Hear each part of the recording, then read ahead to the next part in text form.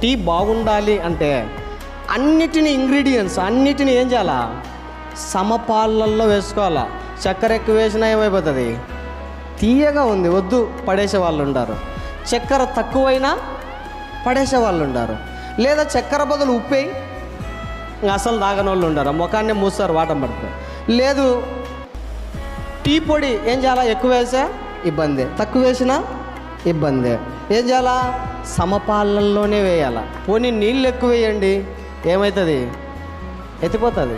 తక్కువ వేయండి, ఎత్తిపోతుంది, ఆవిరైపోతుంది. ఏం మిగులుతుంది టీ? ఏది కొదువుగా ఉన్నా కూడా, ఏది సమపాలల్లో లేకపోయినా కూడా అది ఎలాగైతే మాధురమైనదిగా మారదో, అలాగే మన ఆత్మీయమైనటువంటి జీవితం కూడా ఇవన్నీ కూడా సమపాలల్లో ఉండాలా. అప్పుడే అది గొప్ప స్థాయిలో దేవునికి మధురకరమైనటువంటి ఫలముగా మార్చబడుతుంది.